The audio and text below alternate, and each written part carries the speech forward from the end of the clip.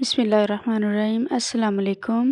کیسے ہیں پیارے ویورز؟ امید کرتی ہوں سب خیریت سے ہوں گے۔ ہماری آج کی جو سٹوری ہے وہ روڈ ہیرو بیسڈ سٹوری ہے اور فورس میرج بیسڈ بھی ہے۔ تو جی شروع کرتے ہیں آج کی سٹوری۔ اگر چینل پر نئے ہیں تو پلیز چینل کو سبسکرائب کیجیے گا۔ کچھ دیر بعد اس کے پہننے کے لیے ساری جیولری آ گئی اور وہ لہنگا بھی آ گیا تھا، جسے دیکھ کر اس کی آنکھیں حیرت سے پھٹی کی پھٹی رہ گئی تھیں کہ 2 گھنٹوں میں کوئی اتنا شاندار اور خوبصورت لہنگا کیسے منگوا سکتا ہے، اور ساتھ ہی اتنی مہنگی ہیرے کی جیولری بھی۔ یوں کچھ ہی دیر بعد اس کا میک اپ بھی مکمل ہو چکا تھا، جو کہ ملک کی سب سے اچھی آرٹسٹ نے کیا تھا۔ وہ میر حیدر کے نام کی دلہن بن چکی تھی۔ نہ جانے وہ یہ سب سوچ کر خوش ہوتی یا روتی، کیونکہ کہیں نہ کہیں یہ اس کا خواب تھا کہ اس کی شادی ایسی شاندار ہو کہ کسی نے نہ دیکھی ہو۔ وہ خواب دیکھتی تھی کہ جب اس کی شادی ہو تو وہ اتنا حسین لہنگا پہنے اور ایسی خوبصورت جیولری زیب تن کرے جو کسی نے دیکھی نہ ہو۔ اس کے بال خوبصورتی سے جوڑے کی شکل میں قید تھے اور ہاتھوں میں وہ کانچ کی چوڑیاں دور سے چمک رہی تھیں۔ ایسا لگ رہا تھا جیسے یہ سب اس کی پسند کے مطابق ہو، کیونکہ یہ بالکل اس کی چوائس میں فٹ آ رہی تھی۔ جب وہ آئینے میں خود کو دیکھ رہی تھی تو بلا اختیار آنسو بہنے لگے۔ وہ اس وجہ سے نہیں رو رہی تھی کہ اس کی شادی ہو رہی تھی، بلکہ اس لیے رو رہی تھی کہ اس سب میں اس کی رضامندی بالکل بھی شامل نہیں تھی۔ حیرت کی بات یہ تھی کہ شادی کی تمام ارینجمنٹس اس کی چوائس کے مطابق تھیں، لیکن ایک چیز تھی جو اس کے خوابوں اور اس کی چوائس میں کبھی بھی فٹ نہیں ہو سکتی تھی، اور وہ میر حیدر سے شادی تھی۔ اگر آج اس کا دلہا کوئی اور ہوتا تو وہ خوشی سے پاگل ہو رہی ہوتی۔ یہ زبردستی کی شادی تھی جو صرف وہ اپنے بابا کی خاطر کر رہی تھی۔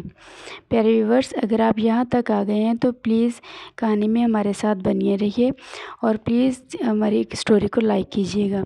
اگر خدا نے اسے آخری موقع دیا ہوتا تو وہ اس زندگی سے آزاد ہو جاتی یا اپنے ہونے والے شوہر کو غائب کر دیتی۔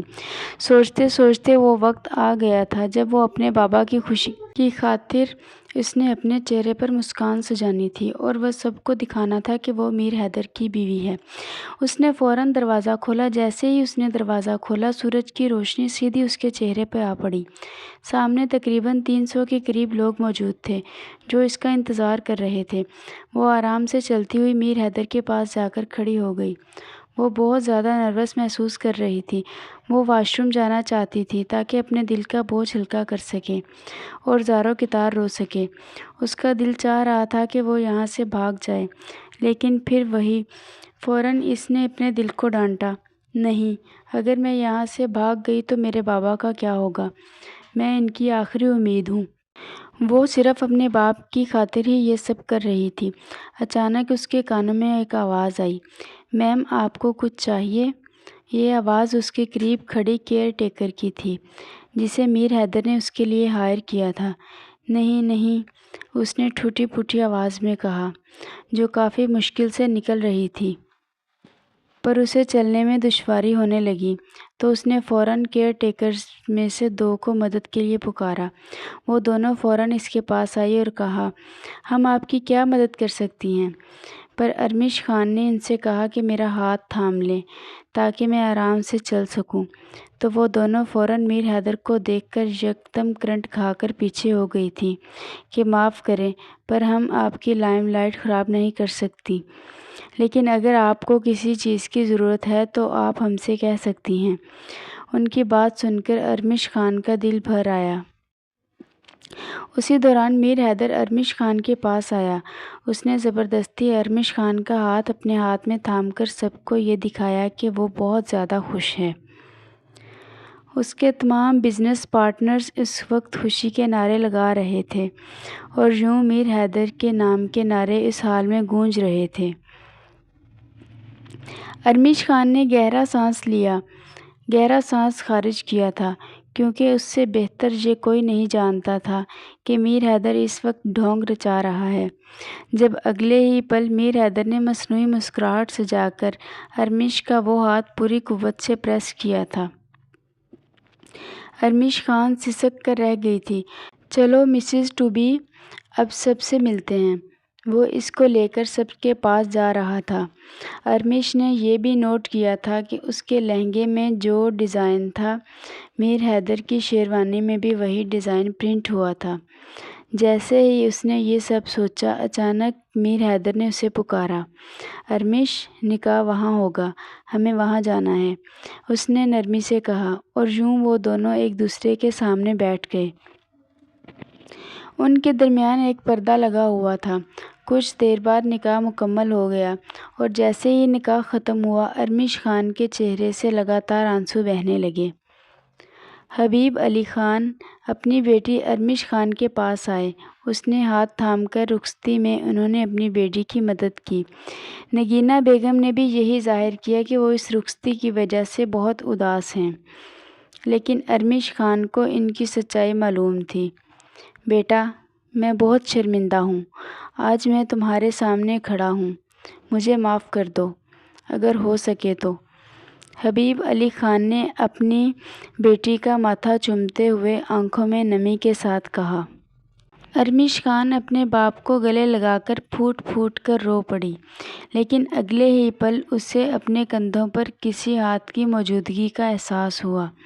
جب اس نے دیکھا تو وہ میر حیدر تھا، جو اسے اس کے باپ سے الگ کر رہا تھا۔ سب کے سامنے میر حیدر نے ارمیش کی آنکھوں سے آنسو صاف کیے۔ ہر کوئی ارمیش خان کی قسمت پر رشک کر رہا تھا کہ دیکھو کتنا محبت کرنے والا شوہر ملا ہے، پر اصل سچائی کون جانتا تھا۔ کچھ دیر بعد میر حیدر نے اپنے سسر حبیب علی خان سے اجازت لی۔ حبیب علی خان نے اس سے کہا، میں نے اپنی بیٹی کو بہت تکلیف دی ہے، اور اس شادی میں اس کی رضامندی شامل نہیں تھی، لیکن میں یہ نہیں چاہتا کہ آپ بھی میری بیٹی کو وہی تکلیف دیں۔ اگر آپ اسے کچھ دینا چاہتے ہیں تو اس کے زخموں پر مرہم لگانا، نہ کہ اسے مزید زخم دینا۔ میری بیٹی کا خیال رکھنا، میں آپ کو اپنی کل دنیا سونپ رہا ہوں۔ یہ سن کر ارمیش خان کا دل ٹوٹ گیا تھا۔ میر حیدر کا رد عمل کچھ غیر واضح سا تھا۔ اس نے کوئی جواب نہیں دیا۔ وہ اپنے سسر کی بات سن کر مکمل طور پر ساکت تھا۔ راستے میں ان دونوں کے بیچ کوئی بات نہیں ہوئی۔ وہ لینڈ کروزر تھی، جس کی فرنٹ سیٹ پر ڈرائیور کے ساتھ میر حیدر بیٹھا تھا، جبکہ پیچھے ارمیش خان بیٹھی اب بھی سوگ میں ڈوبی ہوئی تھی۔ ارمیش خان کو وہ ڈرائیور بہت مہربان لگا، جو کہ اس کے والد کی عمر کا تھا۔ جب میر حیدر نے اپنا گلا کھنکھارا اور پھر ارمیش سے مخاطب ہوا، تم جانتی ہو میں کس بیک گراؤنڈ سے تعلق رکھتا ہوں؟ مجھے معلوم ہے کہ یہ سب کچھ بہت جلدی میں ہوا، اور مجھے پتہ ہے کہ تمہیں وقت چاہیے تھا، لیکن پلیز کیا تم میری آئیڈیل وائف بن سکو گی، میرے بزنس پارٹنرز اور میری دنیا کے سامنے؟ کیونکہ اب ہماری شادی ہو چکی ہے، ویسے بھی اب تم کچھ نہیں کر سکتی، جو ہوا ہے اسے قبول کر لو تو بہتر ہے۔ اس نے اپنی بات مکمل کی۔ ارمیش کو اس کی یہ باتیں ناقابل قبول لگ رہی تھیں۔ وہ چاہ کر بھی اسے قبول نہیں کر سکتی تھی۔ وہ جانتی تھی کہ میر حیدر صرف اپنے بزنس اور اپنے امیج کی خاطر اس سے ایسی باتیں کر رہا تھا۔ وہ صرف ایک بڑے بزنس کا مالک تھا۔ نہ جانے اس نے خود کو کیا سمجھا ہوا تھا۔ ارمیش کی زندگی اسی کی وجہ سے خراب ہوئی تھی، جبکہ اس کی سوتیلی بہن نے اس کی زندگی میں تباہ کرنے میں کوئی کسر نہیں چھوڑی تھی۔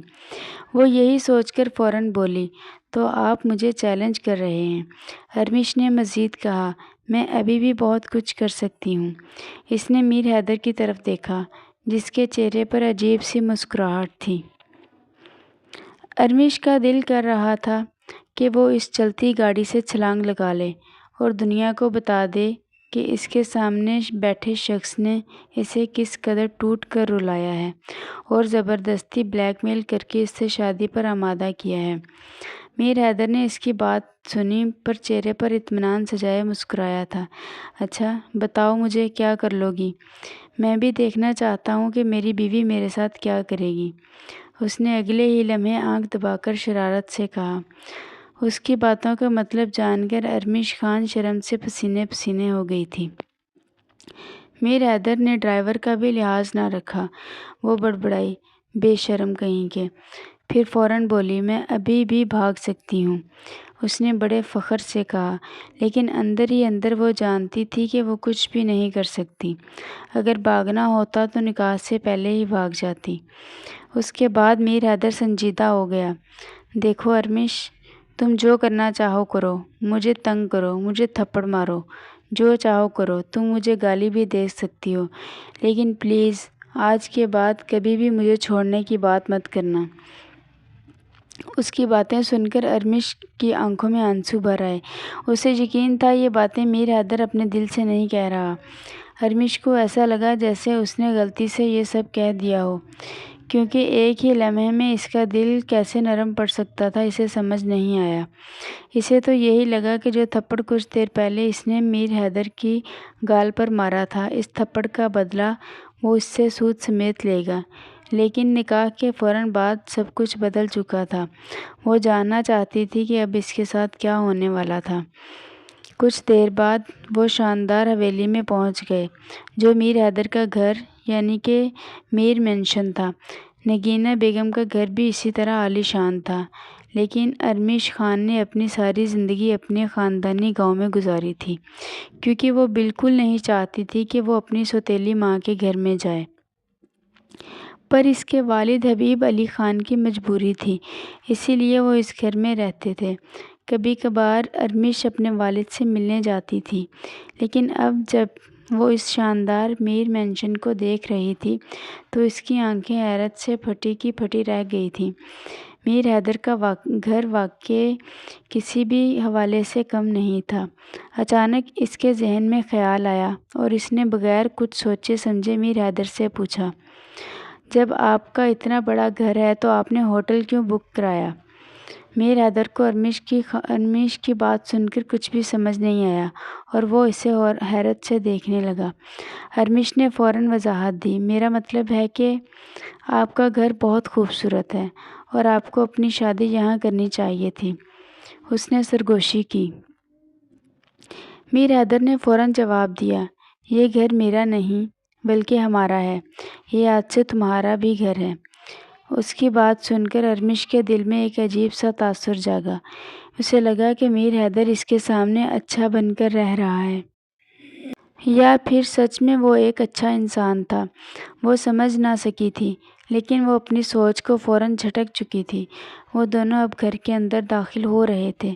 ان کی شادی ایک ہوٹل میں ہوئی تھی، اسی وجہ سے بہت کم لوگ ان کی شادی میں شریک ہوئے تھے، لیکن اب سب لوگ میر مینشن میں ان کے استقبال کے لیے کھڑے تھے۔ جب وہ داخل ہونے والے تھے تو اچانک ہی ایک آواز نے انہیں روک دیا۔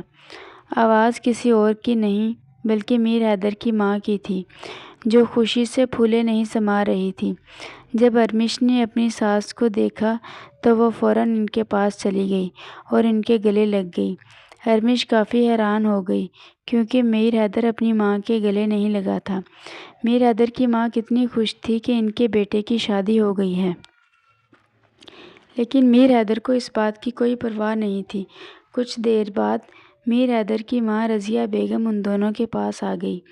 وہ بالکل ارمش خان کے ساتھ بیٹھ گئیں اور کہا، مجھے حیدر نے سب کچھ فون پر بتایا تھا۔ مجھے پتہ ہے تم اتنی جلدی سب کچھ قبول نہیں کرو گی، کیونکہ یہ سب کچھ بہت کم وقت میں ہوا ہے، لیکن پلیز تم دونوں ایک دوسرے کو اچھی زندگی گزارنے کا موقع دو اور ایک دوسرے کے دوست بن کر رہو۔ رضیہ بیگم کی زبان میں کافی مٹھاس تھی۔ تبھی ارمش سب کچھ بھول گئی تھی۔ وہ ایک ماں کو دیکھ رہی تھی جس کی آنکھوں میں اپنے بیٹے کے لیے کافی مان تھا، لیکن ارمش کو یقین تھا اس نے میر حیدر سے کبھی بھی دوستی نہیں ہو سکتی۔ پھر رضیہ بیگم نے میر حیدر کو بھی سمجھایا، دیکھو حیدر، یہ صرف ارمش کی ذمہ داری نہیں بلکہ تمہاری بھی ہے۔ میر حیدر نے اپنی ماں کی بات پر سر ہلایا، چلو تم دونوں تھک گئے ہوں گے، حیدر ارمش کو اپنا روم دکھاؤ۔ اس کے فوراً بعد رضیہ بیگم اپنے روم میں چلی گئیں۔ تو جی ویورز، یہ تھی ہماری آج کی سٹوری۔ اس سٹوری کے باقی پارٹس آپ کو میرے چینل پہ مل جائیں گے۔